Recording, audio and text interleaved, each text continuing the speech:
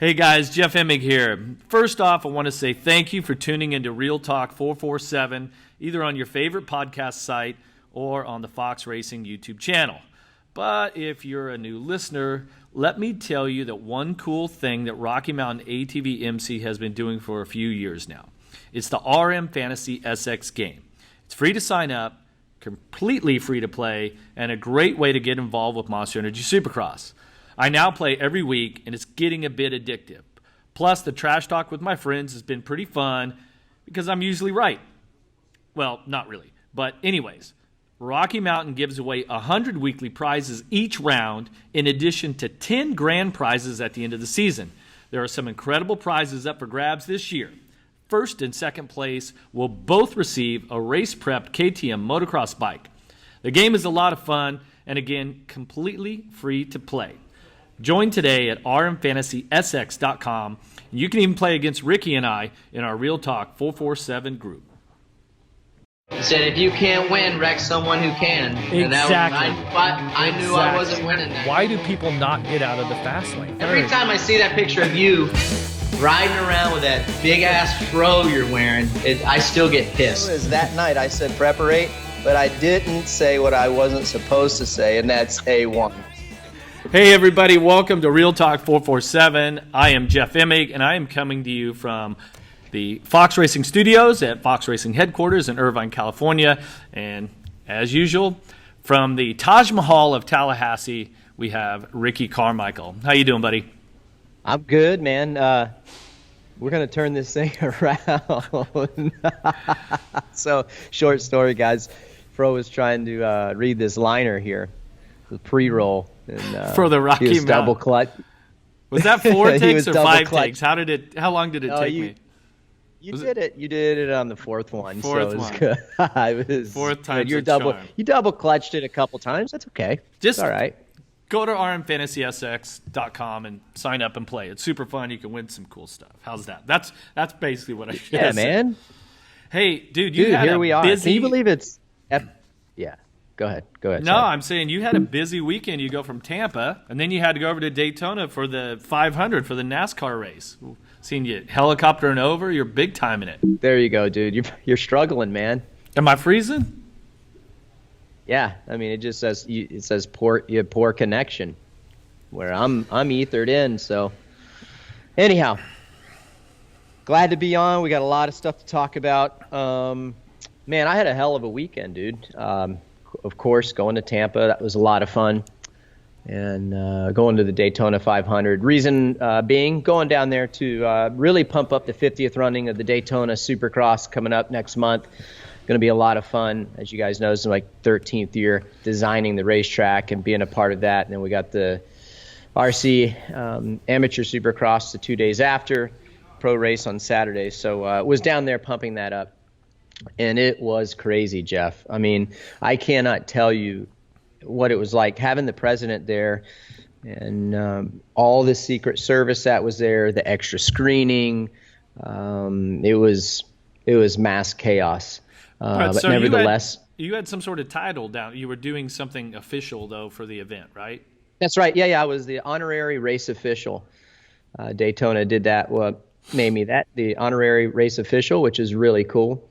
And we got to take the track. I was right behind the motorcade.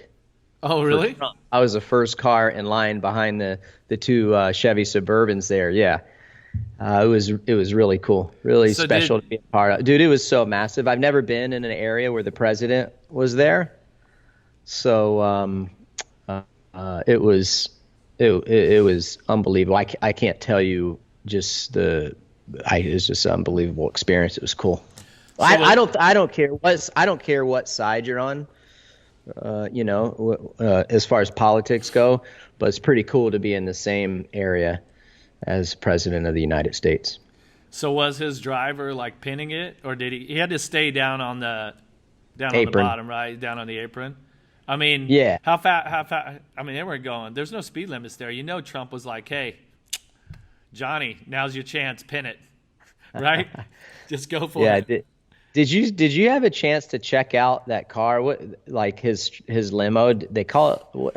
They call it something. The Boss, maybe, is it something? Oh, I don't know. it was insane. The tires on those things are amazing. Well, They're they're probably huge. like bulletproof and Yeah, stuff you like have to. that. I'm sure that whole thing's probably bomb proof, dude. And I was like, I feel like, like in the movies, those dudes they never get the raw end of the deal. It's always the freaking dude in the car behind. So I'm Well, that's telling you their right now, job. That's their job is to right? take So I'm one like, for the team. I wasn't comfortable with I wasn't comfortable with my positioning. I had with me, I had CEO of Exalta was in the car. I had the Senate President, Mr. Wilton Simpson, and then I had Secretary of DBPR, Halsey Bashirs, was in there with us as well. So they got to experience that. It was cool, a lot of fun, and we were kind of hosting them as well. Yeah, it was a lot of fun. I have so many friends over there, Jeff, in the NASCAR side of things, just from my 3 years there. They really made it a fun experience for me, and I got to see just about everybody that I wanted to see. So it was a lot of fun. I got to meet Trump Jr., which I've been going back and forth with him, messaging and stuff like that. So got to meet him and his kids, which was really cool. Which we need to get his kids hooked up on the Fox Flow program. So we need to get him on. How old are the kids? We need to get him on some of those electric Husqvarnas or what? Get him some bikes going. There you go. I mean, I'm sure they'd be pumped. Yeah. So there, I think like 8 to 13 kind of. Yeah. So, Hey, it was good. hell And of it a was race, lot of though. fun. Oh, it was a hell of a race. It was a hell of a race the next day. Kind of, even though it was a hell of a race, I'm kind of just my thoughts are going out to Ryan Newman and his family. Ryan Newman, I've known him for quite a while. Kevin Harvick introduced me to him when I was racing, and Ryan was always nice to me. He's very witty, great sense of humor. He came to Houston last year to the Supercross. Him and Stenhouse Jr. came, and I had a nice conversation with Ryan before the race, actually before their driver intros. And we were talking about some things and some personal stuff that he's been going through.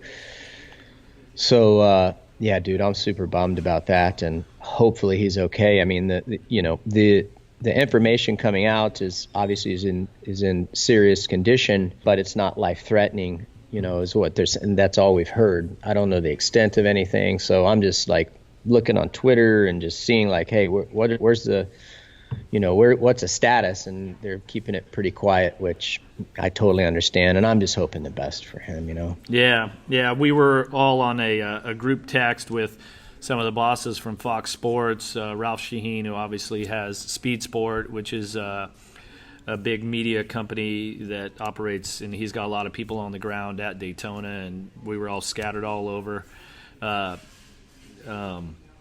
And it was really interesting. Like, it was so exciting, the rest of the race, the end of the race, because obviously it takes forever because they do the overtime green, white checkers thing. And we saw this spectacular crash, and then all of a sudden it's like, well, a little bit of fuel's leaking out, a little bit of fire out of Newman's car, but then they didn't get him out very quick. And it's like, okay, let's get him out of the car. And then all of a sudden you're realizing, okay, this is taking a little bit longer. So I'm not sure what the details are on that, but yeah. But that, you think about it, Ricky. He's going for the win of the Daytona 500, and he has got the lead.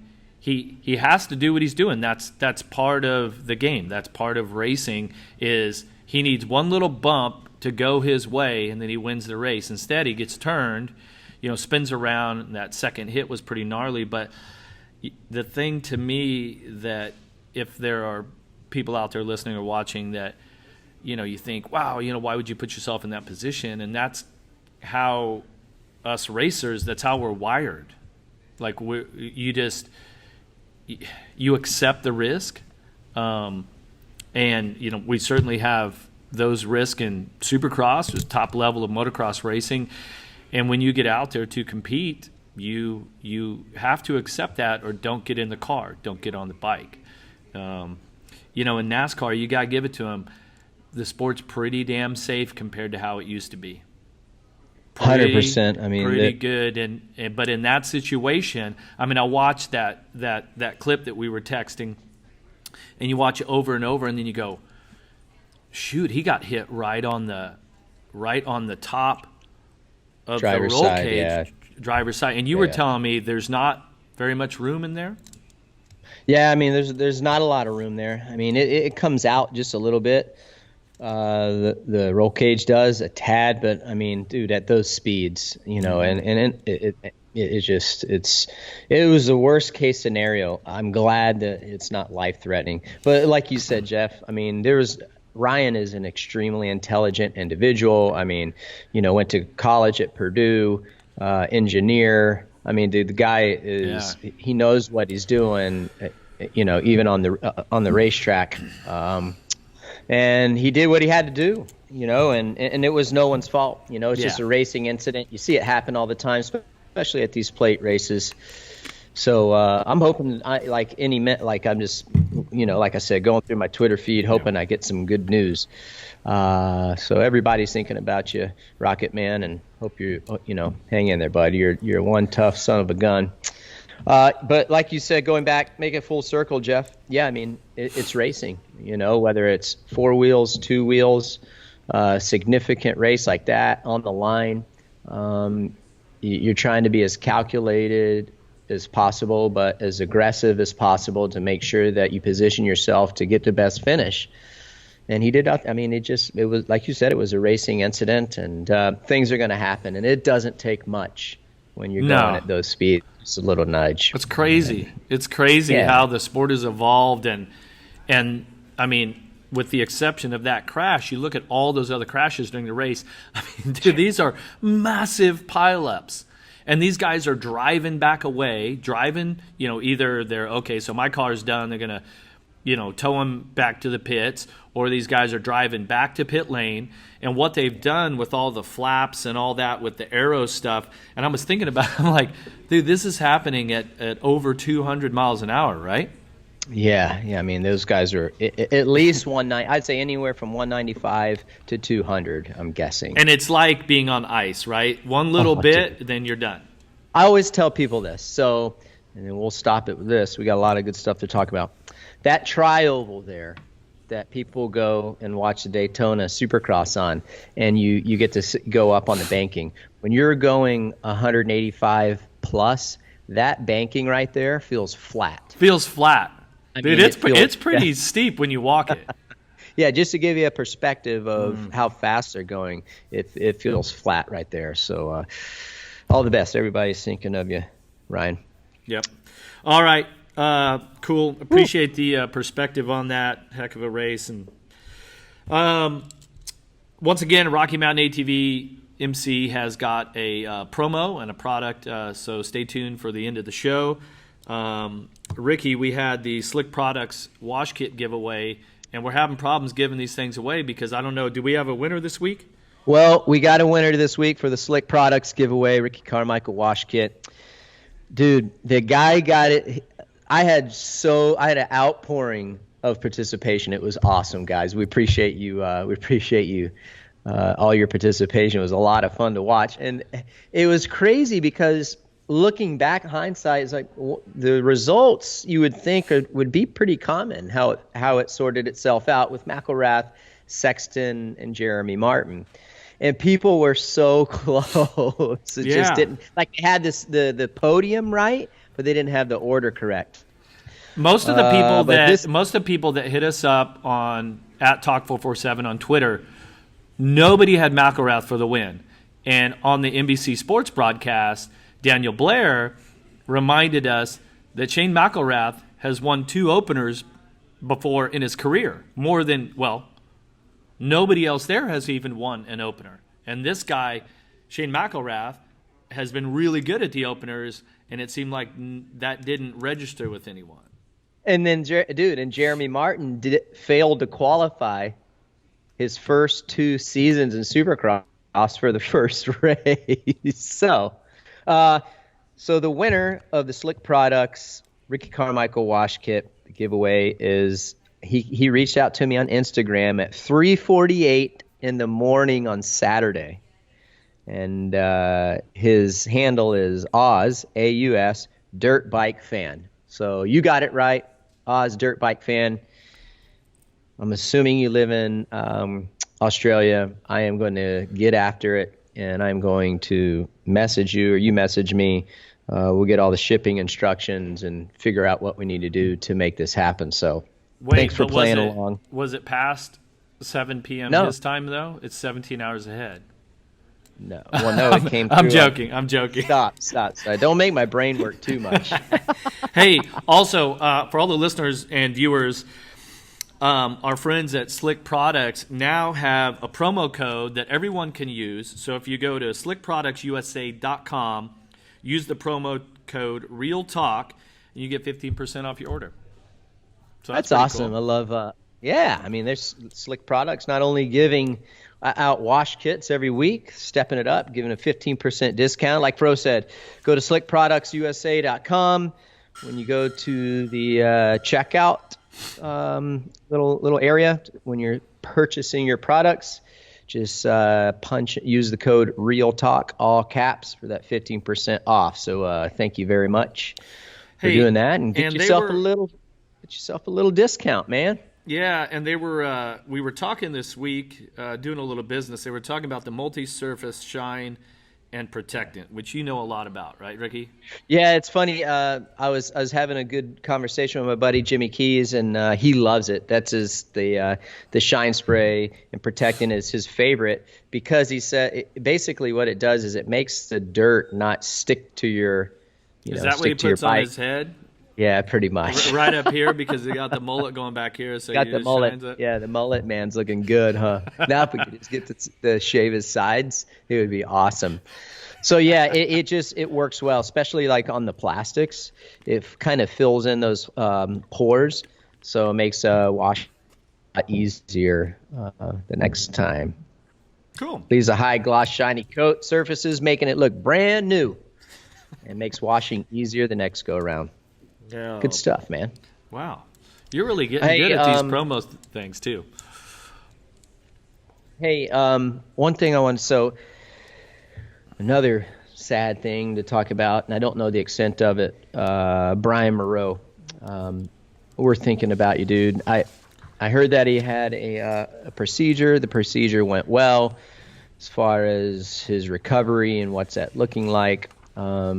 I haven't seen anything just yet, Jeff, and I've been kind of hesitant on asking the powers that would probably know, just because I don't feel like I need to we need to do any breaking news on something like that. So I don't know the extent of it. I'm just thinking about him and hope he's going to be all right. Such a colorful kid. Had a chance to talk to him on Friday at press day, and you could see the excitement. He's here. Monster Energy Supercross. This is a dream. And, he had a crash there on the opening practice Saturday morning. Like early, like a lap or two in, dude, right?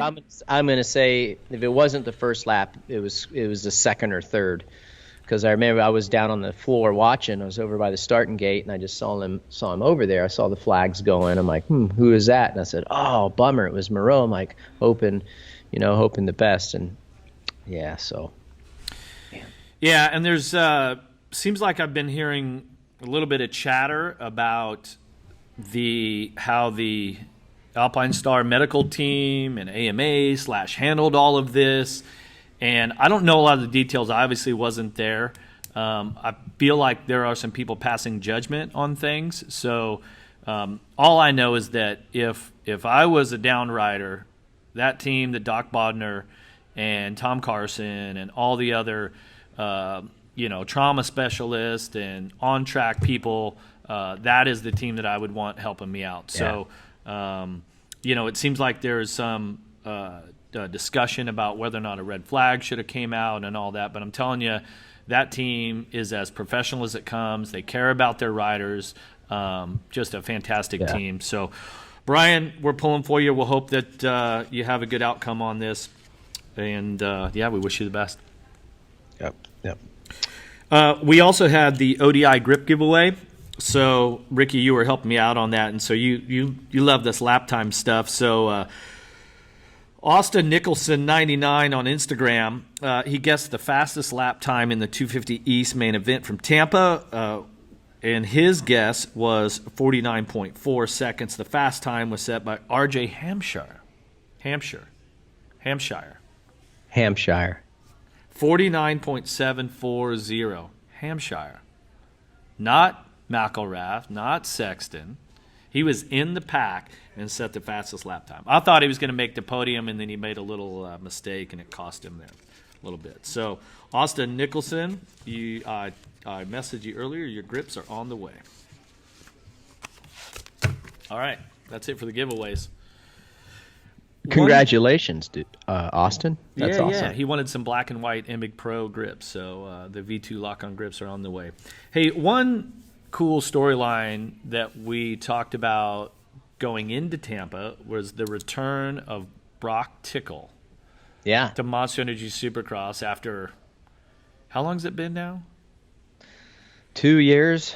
So it's been about 2 years. Yeah. I mean, for the most part, right? Okay, first off, 2 years suspension. Did the penalty fit the crime? No, I don't think so. I've so said either. it before. He got caught in the system. I don't agree with what happened, and it sucks. Somebody needs to be held accountable on all fronts. Dude, they didn't even all review fronts. his, like, they never gave him any information for months. Like, how long does it take to test a couple of samples and do all this? I don't know what the deal was there, and this is not the AMA. This is an FIM sanctioned race, which is above the AMA, and the FIM for their drug testing uses the World Anti-Doping Association. I don't know whether there's a backup in the lab, and it takes forever, but that's insane to take a guy's livelihood away from him for that long. Plus, I don't think that the penalty fits the crime. I mean, I just go back to, like I said on one of the podcasts earlier this year, Julian Edelman 2 seasons ago gets popped in the NFL for something. I forget what the substance was. Dude, he sets some games out. MVP. Becomes the MVP of the Super Bowl in the same season. Tickle tests positive for it's like a stimulant or something. It was a little above, like just barely above the limit, and you take his livelihood away for 2 years. So, Brock, it's cool to have you back. I'm super stoked that Jeremy Albrecht and the Joe Gibbs Racing team found a place for you there to fill in for the injured Joey Savacci, and to come back, have a great heat race, 12th in the main after being gone for that long. I thought that was a pretty good ride. Yeah, I think I was really impressed with his heat race performance as well. He was right up there, got a good start, and was right where he needed to be. I mean, like I kept looking at the monitor, timing and scoring monitor. I'm like, man, the guy is crushing it. So great job. And these guys are, he's jumping in. These guys have been racing a lot of them been racing the last 2 years, and they're in mid-season form. So to jump in and do what he's been able to do is awesome. And he told me, he's like, man, it doesn't even feel like I left. And the reason that is, I believe, is because he stayed relevant. He stayed current. He stayed active, helping guys. I mean, Jeff, you saw it on his social media. You probably saw him at some of the tracks in California when you go do some participate in some ride days. Yeah, but he was at Fox Raceway all the time, and he was even there were other pro riders were hiring him to help train with him, coach him, like to do all that. So yeah, and he hasn't had hardly any time on this bike, and so when he was at RCH, the bike has changed quite a bit from when he was on the Suzuki RMZ 450 compared to what it is now. So it's not like, so if there's anyone saying, well, he's ridden it before, well, he did, but that bike has went through a few pretty crucial changes to the chassis and some to the engine, so it takes some getting used to. The electric starter? Why you got to go there, man? Well, hey, I have a Kickstarter on my 150, so I'm right there with you. It's coming, dude. Hey, so good job, Brock. Dude, yeah, awesome. Hey, awesome. So it's been a few years ago, but I read this article, I don't know whether it's in Sports Illustrated or something like that, and it was a sports psychology piece, and it talked about this was like centered around basketball, but if you had two athletes that were injured at the same time, okay, one athlete goes to every team meeting, every practice, every game, engaged with it, not playing, but still in it. The other guy goes to the Bahamas for 4 months on vacation. The guy that stays engaged and stays in it will come back in like he never was gone. Mm-hmm. Brock. Or if you're the opposite, okay, I'm hurt or I'm suspended, okay, I'll see you guys in 2 years, and you come back in and all of a sudden you're like, whoa, you know? So yeah. I think that's the case that we're dealing with Brock here, and so good for him. Yeah. Hey, what do you think? What do you think on the 450? And are you a believer in the 3? Are you a believer in the 3? And is he going to get this done? Is he going to get the best of? Not yet. What will it take? What is it going to take for you to believe, like, okay, dude, he's got this on lock, and it's finally gonna happen for him? So, tell me I'm gonna save it till after the research department page. Exactly my thoughts on Tomac, but Tomac wins number 30. Okay, number 30 out of 104, so that puts him at a win percentage of 28.85%. And on a rundown here.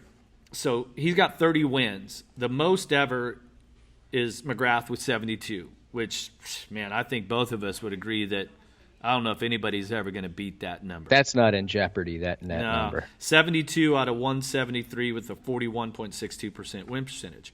I mean, no disrespect to the guys he was racing, like in the mid 90s or anything, or late 90s. Just say it. Just go ahead and say it, asshole.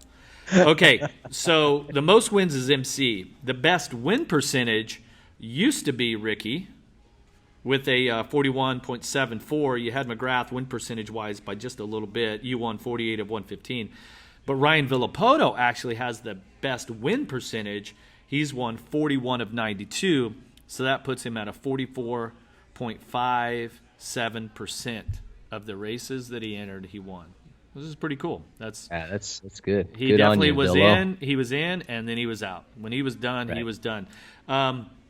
So Tomac now at 30 wins is 7th on the all-time wins list. Next on the list is going to be Ryan Dungey with 34.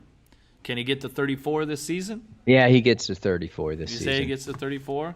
So we've got 7 down, so we got 10 to go then, right? So you're saying, well, your math is good today. Tomac's going to win. Tomac will win 4 of the next 10 at least. He's got 4 more in him. Yeah. All right. What about Webb? Yeah, what I'm learning, and you always bust my chops for this. Did you know who was going to win before the race started?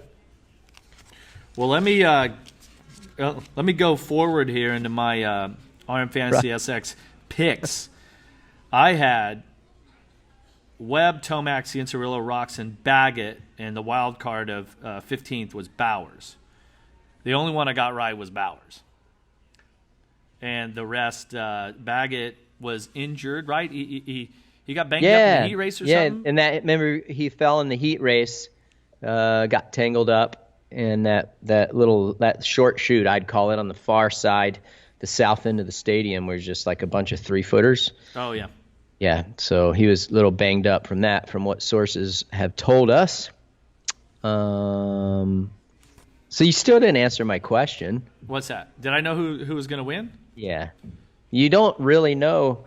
It's so hard to tell this year because, dude, you used to get hammered on it. You used to get hammered on it all the time about what's the keys to the race, and it's the start. And it so is, because you saw this week the 2 Monster Energy Kawasaki guys got out front. Ken and Webb were just a few riders back, and dude, by the time they get into the position where they can race up front. It's too late. You can't give up that track position when you guys are so close in time. You just can't do it. It's not like it used to be in the good old days. And that's why I say, honestly, I don't know who's going to nail their starts. Who's going to nail their starts today or this weekend, because that's the guy that's going to have the best chance. Yeah, K-Rock can win from out front. Webb can. Tomac only had to get past Cianciarulo. So check this out. So I was texting a buddy of mine during the race. I think it was around lap 4. I said, Cianciarulo's going down. I was watching him. I'm like, he's loose. I don't like what I'm seeing. And it wasn't, but a minute or two later, he goes down. And what's crazy is I was watching the race back. Tomac, in his heat race, almost crashed in the whoops. He did. In the exact same fashion that Cianciarulo crashed in the main. Same bike, same team, almost the exact. It was like almost the same line. Yeah. It's like they're hitting, because I went down and looked at the track after qualifying practice, and dude, they were really cupped out and they had the grooves. Oh yeah. So they're hitting those ledges, like they're hitting, I call it the crown. So you have 2 ruts, and then in the middle there's a crown, and they just, they don't get squared up in the rut properly, and they hit the crown of the in between 2 ruts. Mm-hmm. It just grabbed its front end and went sideways. Normally you're worried about your back end going sideways. Yeah, it looked like it. And then the bike had that like funky hinge to it, you know what I'm saying, where you get into that weird spot and the front end and the rest of the bike are like hinging. Well, Tomac saved it. Cianciarulo didn't, and that cost him big time. And I don't know. He's had some pretty good momentum, and he's going to be kicking himself for this one, because this was like a hometown race.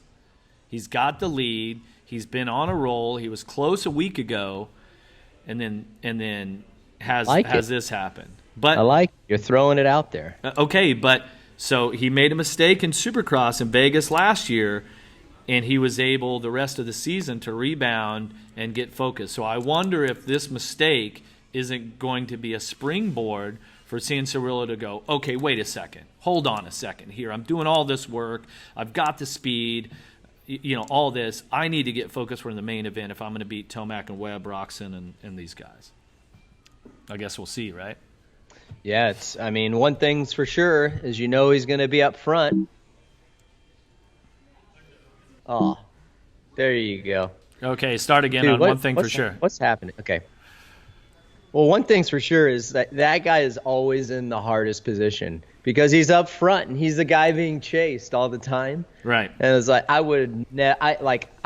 I don't envy him when he's in that position. Every time he's up front, Jeff, I'm like, oh, dude, I feel so bad for you because you know how it is. Yeah. Well, because you're trying to protect something rather than go out and grab it. Yeah, it's just a different mentality. And I would probably this is where you and I are kind of the same. We can be this type of way. And I would be the dude that's just gonna hang you out there to dry. I ain't gonna pass you right out of the gate. If I know I have no pressure from behind, dude, I'm gonna leave you out there and I'm gonna hang you out to dry. I'm gonna watch you slowly start to get a little tired, get a little sideways, feel that pressure, and then when it's too late, when I see that you're done, then I'm going to pounce on you. I'm not sure that Tomac is that confident as you would have been back in the days, because third is a lot closer and fourth is a lot closer right now than what it was back in 02, 03, something like that. And that's why I said, so long as you have no pressure from behind, which always isn't going to be, most of the time isn't going to be the case in this day and age. I mean, dude, it's so gnarly how close these guys are on speed. It's just they're always jockeying for position. I mean, it's just to me, it's frustrating sometimes. I hate not knowing who the hell is going to win. I post my my Rocky Mountain FantasySX picks. Oh, did you like my Instagram last week on race day? Who I picked for number one? Who's the winner going to be tonight? Oh yeah. You got me. Hey, I took all my picks and moved them down, and I put sand section as first. Sand section is going to win tonight, and it certainly did. That's right. I thought you said somebody commented on your post about you're going to wait like through the first 5 laps or something. No, that's your style, not me. I'm with you. Hey, speaking of, real quick, how's your vision this week? It's great right now. Do you like these glasses, or do you like the dark ones? I don't like those. The dark ones are better. Right. Those have a glare too. Was money tight? You didn't get the glareless ones? I got to talk to Enoch and see what the deal is. Maybe I can get a lens that doesn't have any glare. I see that. Bros always covers up all the wrinkles out in these eyes these days, man. I'm getting old. They got cream for that stuff, like eye cream and stuff you put underneath. Yeah. So Burner's wife, Danny, just sent me some stuff. She's a beauty counter person, yeah. So she sent me some, like they call it men's counter or something. I don't know whether I'm gonna have to bathe in this stuff or what, but it's got some work to do. I just tried a sample, so. Hey, how about Barsha's wild ride in practice when he cased the triple? If I can get Ricky to pull it off of Instagram, we'll show it right now, dude. He cased the triple, so he should have broke his wrists or his ankles or something. What did he do? Okay, you know what that was like? Remember in Dallas when Pike landed on him? Remember how it was like a triple or whatever right before the main triple, and he cased it and didn't have enough speed to do the triple? It was very similar to that. What would he have done, though? It was a double? I think he may have tried to triple out. I don't know. I didn't see it. All I know is that he messed up and hit the single before the triple, or maybe cased it and clearly didn't have the drive. Dude, I haven't seen a dude on a 450 come up that short on the triple since. Dude, he exploded. He exploded, loops the bike out. Yeah, and then it's like he gets up, he almost gets hit, but then he gets back going, and everything was cool. He rode his ass off in the main event. I'm not sure. I didn't look at the lap chart, but Barsha rode up to 4th place. Yeah, I mean, heck of a ride. Heck of a ride when you look at that dismount. And we didn't even see him until the end. Dude. We didn't even see him until the end of the show. Yeah. You got to get on the on-call and talk to Manhart. Say, Manhart, we got Barsha coming. I mean, I was, but that was the last lap. I was kind of focused on.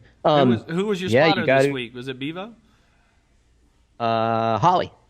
Oh, well, there you go. Stop it. Stop it. Just stop. Hey, what'd you think of Jeremy Martin's ride, dude? Considering his injury and how long he's been off, I thought he picked up right where he left off. He's got to be feeling pretty good about that. And the stories that you guys told on NBC, a little bit of backstory, that even while he was injured, he went and worked at a buddy's bike shop and was like sweeping the floor and cleaning toilets, and that will give you some serious perspective on the opportunity that you have as a racer. And I'm sure that after his injury, he probably thought, okay, whoa, what do I want to do with my life here? Is this something that I really want to pursue? Do I have that desire? Will I accept the risk involved? All these sort of things. And then you go work a regular job and go, wow, I've got an amazing opportunity to go race motorcycles and live my dreams and try to reach my goals. So I thought it was a very good return for Jeremy Martin. Yeah, it certainly was, and he didn't even expect to. He was surprised that he was the fastest qualifier. He was just hoping for top 5, so that was a bit of a surprise for him. And I think he's only going to get better. He was talking about how was the bike working leading up to the race, and how did he feel? And he's like, honestly, he says, I needed to race to see how to really evaluate myself physically. And to evaluate my motorcycle, I need to see it in race conditions. So I expect him to be any better. He has quite a bit of experience, compared to some of the guys that he's racing. I would put McElrath and and him in the same boat as far as experience goes and knowing what to expect and how to get that bike tuned in. Hey, were you watching I believe it was the first time practice with Sexton? Or maybe it was no, maybe I think I picked it up. I watched. No, when he like kept going down or got hit or Sexton had issues. He almost landed on. Oh, on the finish line. Was it Starling? Justin Starling, maybe? Yeah, somebody on the finish line. Maybe. Yeah, and then he clearly wasn't able to get to his rear brake and then flew off the berm. So he got lucky. That was a huge berm. Hey, how about the kid on Amateur Day? Do you know who that was? The kid that went off that berm on Amateur Day? I do. Let's see here. If you guys haven't seen this, pull it up on Instagram. So the Supercross Futures, I'm not sure what the kid's name is. I mean, this was a hell of a ride. Well, he wins his moto, his race, and you see him do a one-hander, and then he once again misses his brake and goes flying off the berm. Somebody sent me a cameo. Andy sent me a cameo request. My friend Justin, let's see here, Chunati, broke his leg at Amateur Day at Tampa Supercross. He launched the bike, took a huge fall. That was after the checkers, but he won the race. He had to go into the other lane. He had to go into that rhythm lane, for sure. Yeah.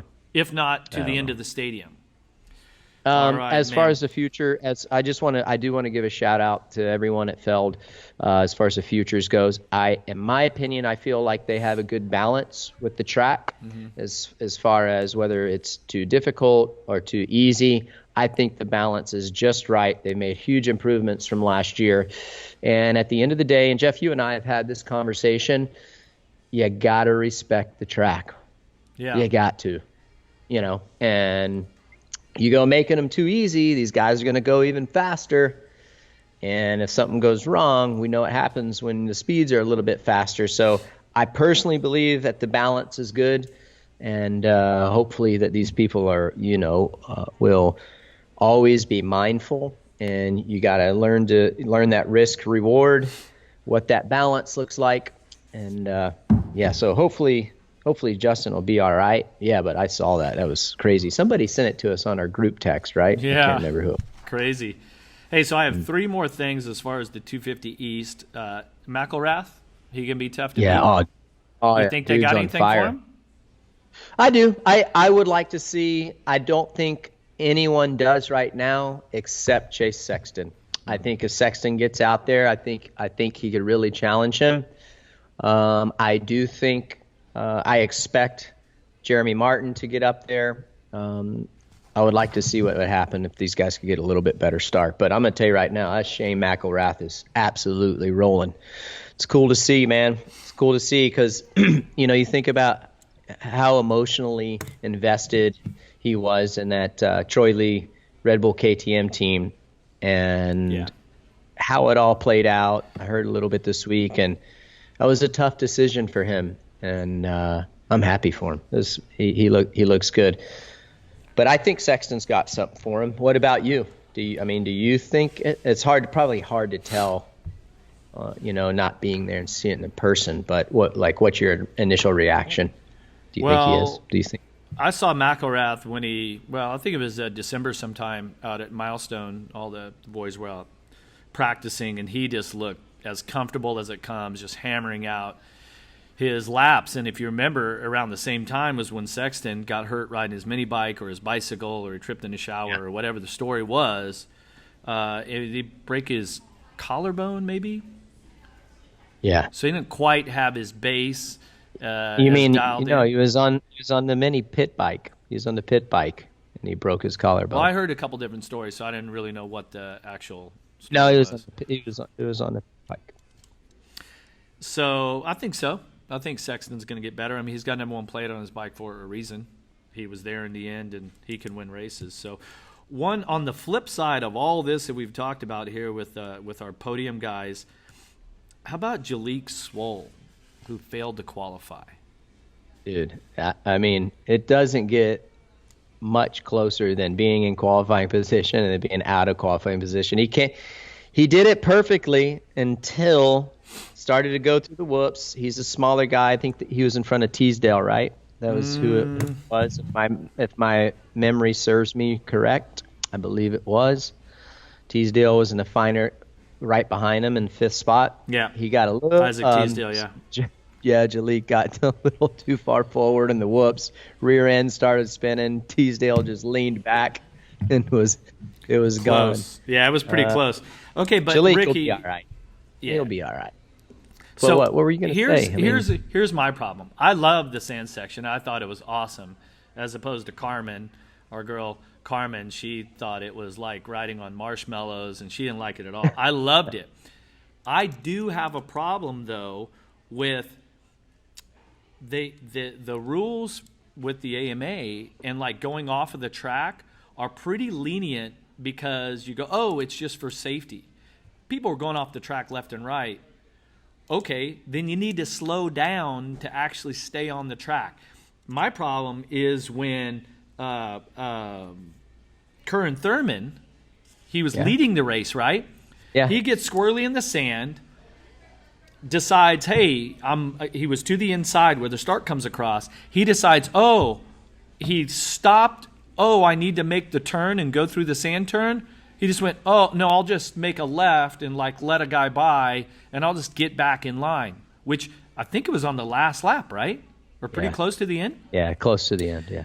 So had he actually stopped and made the turn like he's supposed to, go around the tough blocks in the sand, he wouldn't have qualified. He wouldn't have qualified. Swole would have qualified. And whoever else would have been back there, whether it's depending on how it all shakes down. So Thurman gets the race direction communication that I got here. He gets a loss of 1 position. Yeah. Him and Jordan Bailey both got docked 1 position, yeah. Did Bailey do the same thing, right? If I remember correctly, he went off to the left in the sand. Same thing. That's total BS. Dude, so I'm just going to blast through this. Drive it home, bro. No. This is what we want. No, it's bullshit. So you go through the sand, you make a mistake, you go off the track. Oh, I'll just, whatever's safe, I'll just go right back on here. A loss of 1 position, not nearly enough in those 2 situations, to me. And they, for safety, they allow you, we even seen the leader, McElrath, he went off to the right side in the main event. You go off the side, get on the gas, and just go back down to a safe spot and get back in. I don't know. I think in that situation, the loss of 1 position is not nearly enough. I don't know what that should be, but when you cut a corner off like that, no. Cut the whole corner. You should have had to stop, go back, cut back onto the track. He would have lost 3 or 4 positions at least. So. That's my rant. Well, maybe they'll be able to review what happened and make a better call next week. Well, yeah, and I'm sure that the FIM officials and the AMA officials, they probably, study Real Talk 447 each week and look for things that they can learn. Right? I'm sure they do. I feel like we got it figured out, don't you? I feel like they're listening in right now, actually. They might be. They might be tuned in. I guarantee you someone on our phone is listening. Hey, have you ever heard, this would be a good one. I bet our listeners and viewers will chime in on this. Is it true that some of these apps that you download on your phone, like when you turn the microphone on and all that stuff, it asks you access the microphone. Are they listening 100%? Are they like... For sure. The voice recognition, how good it is these days, facial recognition, all that sort of stuff. Why do you think these new home builders now, it comes free with Amazon, what is it, Alexa? Is that Amazon's product? I don't know. Yeah. I have one. I got one as a free gift with a purchase, and I have it. And Jagger's like, "Hey, let's hook it up." Dude, like, you haven't set it up? No, I don't have it. I'm like, yeah, because you come in there, you're all heated about an issue that happened, and you're gonna start talking freely and openly, and that thing's listening. yeah. Hey, is Gus still your camera guy? No. Gus, Gus is working down, like he's always down by the trucks and stuff. So Gus, yeah, was we got two guys. We got Fran Leinhart, and then a gentleman, Alex. And this is in the TV broadcast booth for NBC. So our old camera guy, Gus, we were on a flight or sitting somewhere. We were chatting about it. He says him and his wife were setting. Their phones were like on the deal. They're sitting out back of their house, whatever, chatting, and they were talking about black Mercedes, and literally within an hour, she was on Google, and there were banners and ads and stuff popping up for black Mercedes, and they were both going, "Whoa, wait a second." She didn't Google search black Mercedes. They were talking about it, and stuff came up. So for sure, I know for sure if Instagram is plugged in that way, because I've mentioned things, and then I'll get a pop-up ad on my Instagram like, dude, I just said this word, whatever. So I bet now that we've said black Mercedes, if I get within the next 3 hours, if I get a pop-up, I'm going to screenshot it, and I'm going to show you guys on episode 9 of Real Talk 447 next week. Yeah. So when you go to your search page, all of a sudden, you're just black. All of a sudden, a bunch of fitness girls and stuff pop up, and Tia's like, why are all these fitness girls on your search page? Now you're being a goofball. Right? Yeah. All right. Hey, are you sorted out for the RCU coming up, the prep camp? Daytona. I've got a flight. That's all that I have is a flight. Oh, I don't have a hotel for Daytona either, so I might need a place to stay. I've got a bike on order. I don't have a confirmation yet, but I do want to ride. The goat farm owes me one. I need to come back and have a good week. I've been training. I've been getting in shape. I've been doing yoga. I've been training with my boy Jordan each week. So, hey, we got some fans questions. Hold on. I said 3, and that was 2. I want to talk about Josh Hill riding the 250 class again. That was pretty cool, right? Yeah. Got some sound bites. He's in such a good spot, Jeff. I mean, you could just see the reason it's fun for me to watch him because he's having so much fun. Mm-hmm. You see him at track walk, you see him in practice, and he's just making light of the opportunity. And man, that's one thing that if I could do it over, I would definitely try to have more fun at it. It would be cool to experience what he's doing and have a good time. Well, you can always get back out there. You still ride Supercross pretty good. No. Are you now eligible for the 250 class? I don't know. I don't know what the rule is. I don't, dude. I feel like that rule changes all the time. Oh, it does. Okay, so this is going to take me to this. There was a comment that I saw. It was actually on Swap Moto Live, and the guy, he tagged you and I in this Instagram comment. This guy, wait, are you Austin R. Juan? He says, I'm so pumped about this, meaning Josh Hill riding the 250 class again. Bring back no limits on staying in the 250 class, and we will have a bunch of great racers like Hill in the 250SX class racing year after year. I hate that they force riders out and essentially force a lot of guys out of the game. This is professional racing, not amateur. What other professional sport forces people out of a class? There are too many young kids getting factory riders that they don't deserve only because they force the best out. The current Supercross system is flawed. I'd like to hear what Ricky and Jeff and other gods, thank you, think about this, even though most opinions are biased. I said college football. I'm wrong. Sorry. It's obviously that's not a professional sport. So all you haters, stop. Austin's not happy about it. He wants more guys in the 250 but what about the young guys coming up? What if there wasn't term limits in college football? Yeah. Like, dude, I mean, you just like it's evolution, man. You gotta, I mean, you have to give the young guys a chance. There's a lot of young up and comers that have a lot of talent that deserve a chance. And, you know, some of these guys in the 250 class have had more than their fair share of chances to succeed.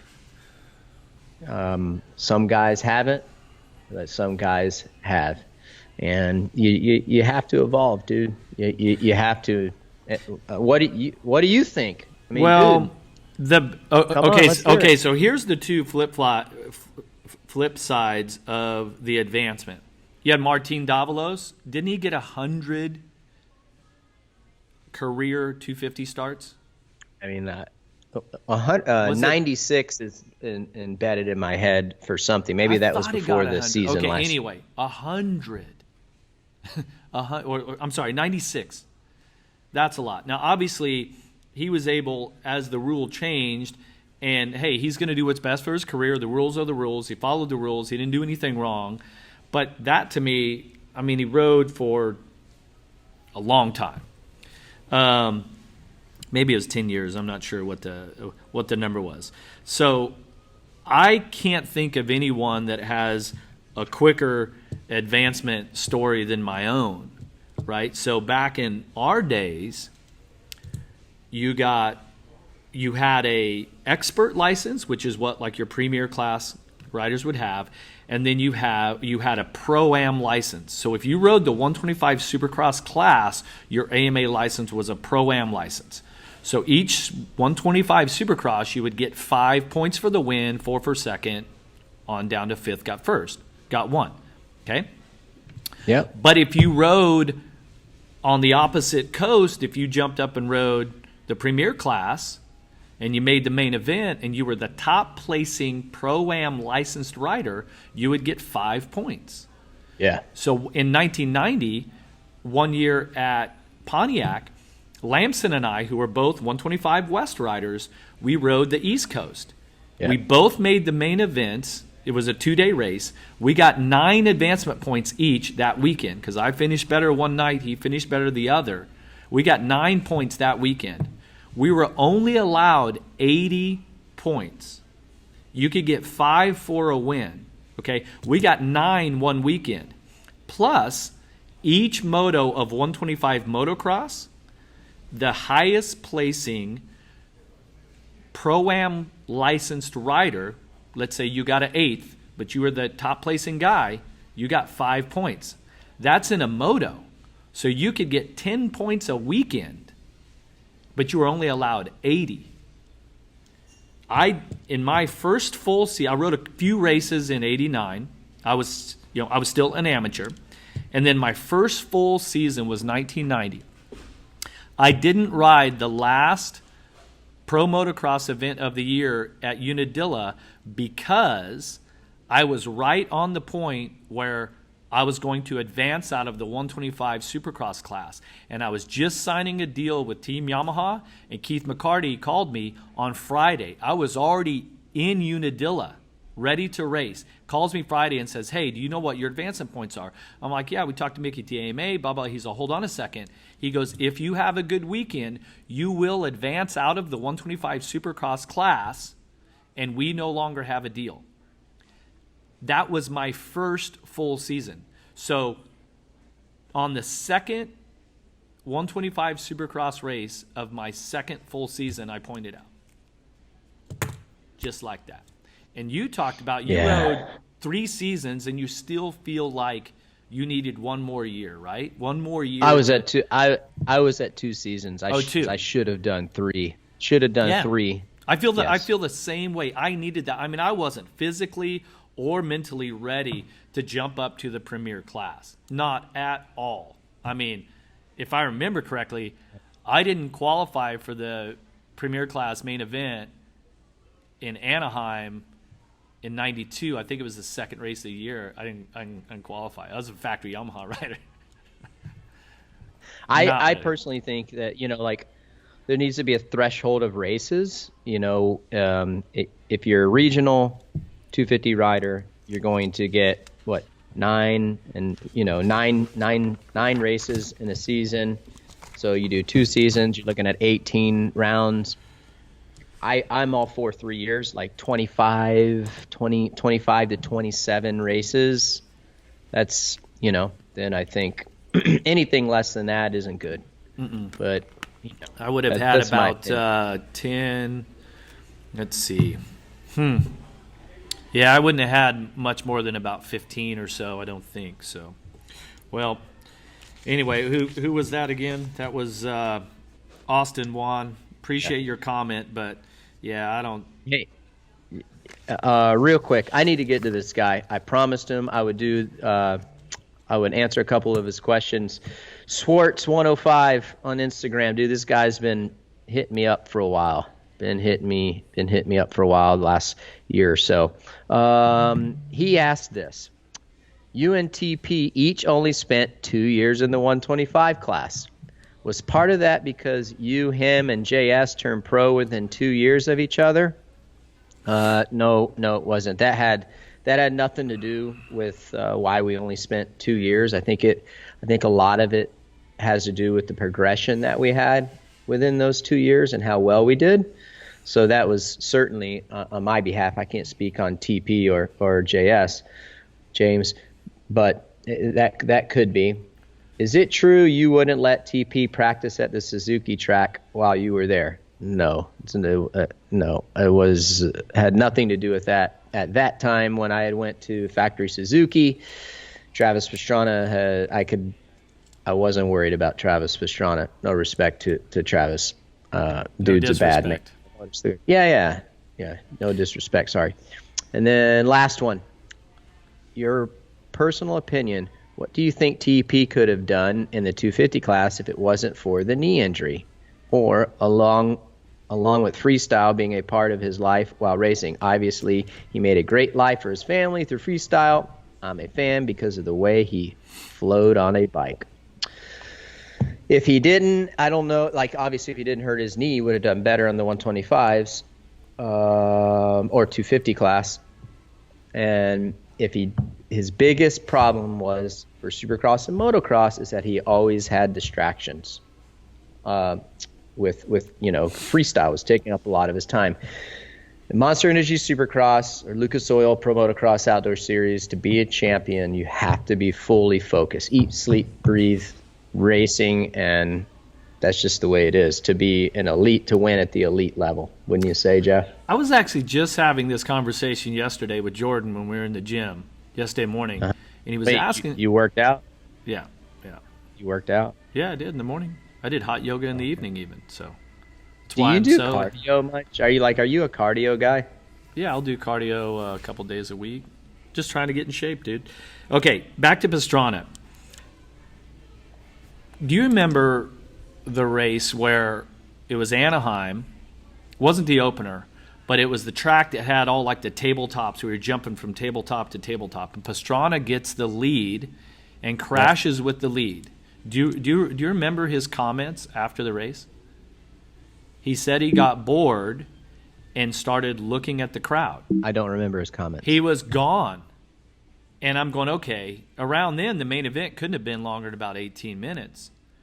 So what was interesting when you kind of put this together and you look back on his career is, wow, he just wasn't built for 2 40-minute motos, 20 plus a lap, 20-minute plus a lap, Supercross, things like that. We saw that where his mind really excelled was in tricks and freestyle, 3 minutes, pushing the limits in those places. And that's why I thought it was really odd when Red Bull put him in was it a nationwide NASCAR event? Was it nationwide or ARCA, whatever he was driving? I'm like, Travis had trouble staying focused for 20 minutes in a Supercross, let alone 3 hours of, you've been in there. You just like this for 3 hours long. I don't see, and that's it fine. Ain't that easy, by the way. I understand. I know it's not, but you know what I mean. Bless you. And so he's just not built that way. Where he excelled in his career and with his motorcycle riding and all that was in the competitions and freestyles and tricks and all that stuff. So, yeah. Thanks, Swartz. All right, Fro, your favorite bathroom break. Dude, this can be a long one. We're at over a minute or over an hour right now. We got 12 minutes max. I got to go get the kids. All right. So this is from the research department. Here we go. So we need a bathroom. We need some kind of music like liner right now, or Yeah, music Like play bathroom for music? this section. Yeah. All right. So I got something really good for you guys here. The research department and I talked about this. So today on Real Talk 447, the research department is going to talk about the red plate, what it means, who gets to have it on his bike, and who has it now. Starting with the 2012 season, the points leader in each class has a red number plate on his bike background to make it easier for him to find both on TV and for the fans in the stands. For the first race of a new season, the red plate goes to the defending champ. But after the first race, it goes to the current points leader. Last week at Tampa, Eli Tomac won the 450 main event and moved into the points lead in the premier class. So this week in Arlington, Tomac will have a red number 3 plate on his Kawasaki. So at week 8, we'll already be on our 4th different rider to ride with the red plate in 2020. Cooper Webb had it at Anaheim 1 as he was the defending champ. Then Justin Barcia won A1 and had the plate for 2 weeks. Then Ken Roczen took the points lead after winning Anaheim 2 and held it until this week. Tomac hasn't had the best of luck in his 2 previous times with the red plate. He earned it late in the 2017 season after a second-place finish at Seattle moved him into a tie with Ryan Dungey for the points lead with just 2 rounds to go. Since they were tied, both riders had a red plate, which has only happened 3 times in history. But anyway, in the penultimate round at East Rutherford, Tomac struggled and finished 10th, while Dungey won and then won the championship the next week. Fast forward to 2019, Tomac won round 5 at San Diego to take the points lead and the red plate. But again, in his very first race after regaining the red plate, Tomac finished 6th at Minneapolis, and he lost the points lead and the red plate, never to regain it again until now. You're probably wondering who has had the red plate for the most races since 2012. All right. Well, it goes to Dungey and Villopoto. They've had it far and away the most. Dungey has had it 5 times for a total of 46 races. Villopoto has had it 5 times also for 38 races. So in almost 7.5 seasons since the red plate became customary, Dungey and Villopoto combined to have it 84 weeks. Almost 5 full seasons worth of red plates just for those 2. In total, 10 riders have had the red plate. Besides those we've already discussed, Jason Anderson has had it 2 times for 18 races, Roczen 7 times for 13 races, Webb twice for 11 races, Millsaps once for 9 races, Barcia twice for 3 races, and Marvin Musquin and Chad Reed. Both of those riders have had it once for just 1 race. Want more information? Go to SX Research Department on Instagram. Thoughts on the red plate? And the question is, every time Tomac has got the red plate, he's given it up. Prediction for Arlington coming up. Does he keep it? He keeps it. Yeah, he keeps it. You think? Yeah, I think he's more experienced than he was. He's seen more situations.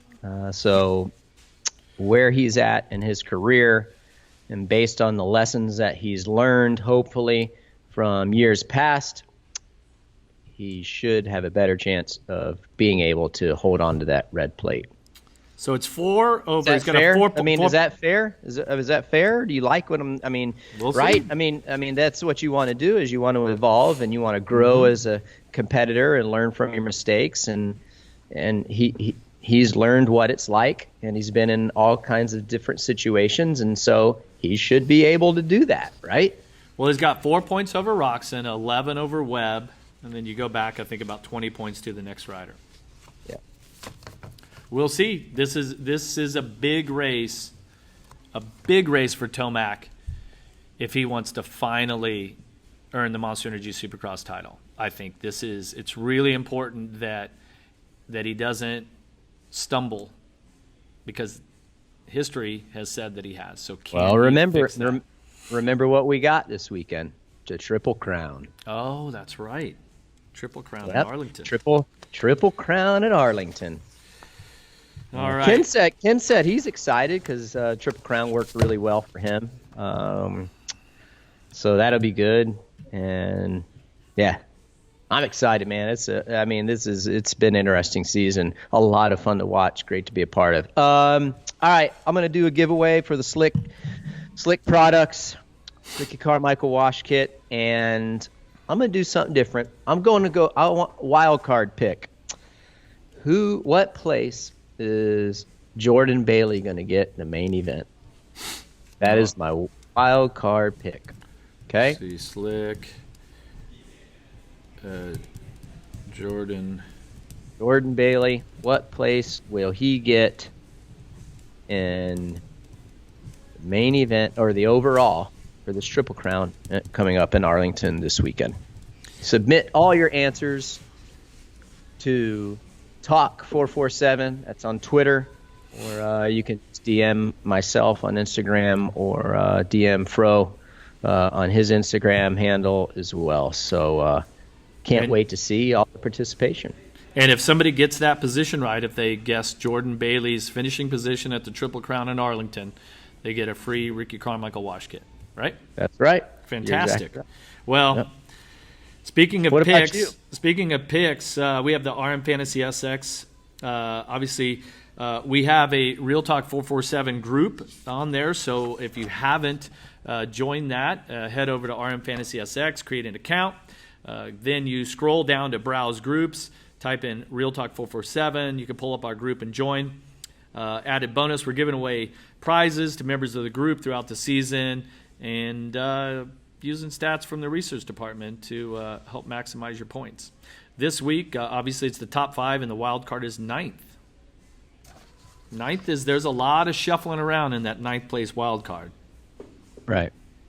Any thoughts on that? Can we give our listeners? No, dude, I'm not good on the wild card stuff. Let's see. 9th in points is Justin Hill.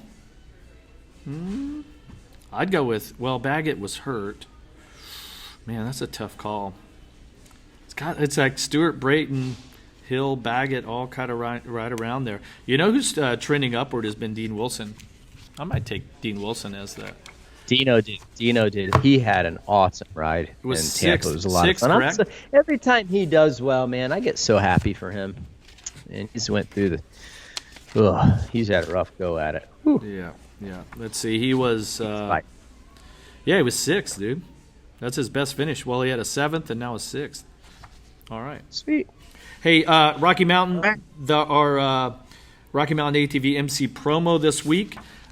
They said they had a massive response from the straw hat promo, so we're going to do the same thing. So go on RockyMountainATVMC.com. Search for casual wear. You're going to find this big straw hat with the Rocky Mountain logo on it. Perfect for long, hot days at the local track. Normal retail is $14.99, but you can get it for $7.99. Limit 2 per person. Use the offer code 447 straw hat. So head on over to Rocky Mountain and check that out. Hey, we've got some pretty cool listener questions. I found these. I'm not sure if the guy. Yeah, so this is Twitter. So he hit us up on Twitter. Calls himself Moto Fan. That's at 922 Laser on Twitter. The first one's for you, Goat. So go ahead and take it. Or do you want me to read it to you? No. I got it. RC, you admit being the winningest rider, but not the GOAT. Who would you call the GOAT?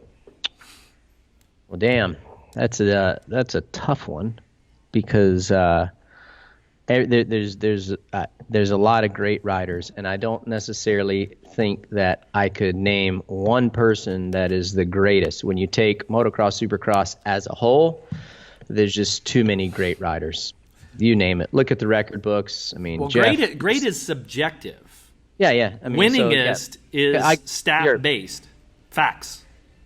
Right? 100%. Like, who's the fastest rider of all time? Well, shit, you ask any rider on their best day, you're going to say, I'm going to beat anybody, right? So it's like, you can't compare the generations, right? The decades, but the numbers don't lie.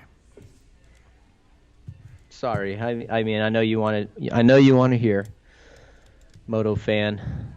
Hey, speaking of the 922. speaking of the goat, what happened to little Ricky? He's not over your shoulder anymore. Did you clean up the bar area? No, he's in timeout over there. Yeah, we had an event here a couple weeks ago. He's in timeout. He's over there. Is he going to come back? Is he He's gonna over be back there. for Look, real I'm talk? move him over there. He's over there. See him over there? Oh, he's hanging. He's hanging with the goat. His buddy. Yeah. He's hanging with his. He's hanging with his buddy. All right. So Moto fan had a question for RC and for me also. All right. I love this next one. I love it. Fro, the year of your championship. Speaking about Supercross, how far away in points were you and MC going into Vegas? I believe that was around 8 points. Maybe 13, something like that. So 13. I had a nice little cushion, but after MC had won 4 straight and he's right there on your heels, it was one of those events where it's not over till it's over, right? And the second part, is it true that MC didn't race because the lights went out or something? Yes, but the night that the lights went out was the Vegas Supercross in 1995, not 97. So two separate events. Yep. And that was it. So I think I got about a 4th that night and locked up the Supercross title. Moto fan, thanks for your questions. Dude, is it about time for you to go? You got to go get the kids? Yeah, go get the kids. And, yeah, man, awesome. This is a good episode, man. I had a lot of fun. This series is definitely shaping up to be an interesting one. And every single weekend, it's fireworks. At the end of the day, it's going to be the guy who is going to be the strongest mentally. Here you go. I will say that I believe Cooper and Ken, they got to find a little bit of speed just to match Tomac, in case Tomac, because I feel like he has some raw speed right now. So, and he's willing to hang it out if he needs to. Yep. So they can be, in case they come out 1, 2, 3, they got to be able to challenge Eli speed-wise, as far as racecraft goes and technique and all that fun stuff. There's no problem there. Yeah. Anyhow, it's gonna be a lot of fun, man. Tomac's thing is good starts. He's gonna be fine. Where he gets in trouble is if he blows a start. Yeah. And unfortunately, here in Arlington, coming up for round 8. Yeah. Got to execute 3 starts. That's right. All right, Ricky. Well, have a good buddy. time there. Great job on the broadcast and everything. Any last words? Or are you done? Hey, thanks to all of our great partners: Fox Racing, Slick Products, ODI Grips. The Emig Pro. Thank you very much. Rocky Mountain ATV MC. We're very fortunate. We have a lot of fun doing this for you guys. Jeff, always enjoy this with you as well. And everybody have a great week and submit your answers for the giveaways.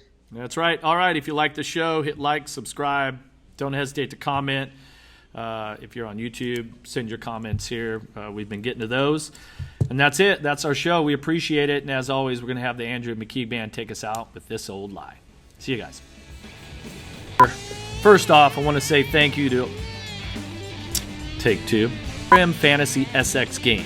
It's free to sign up, completely. God damn it. Is this how this day is going to go? The game is a lot of fun, and again, completely. Jesus Christ. How many takes is this now, Ricky? This will be 4.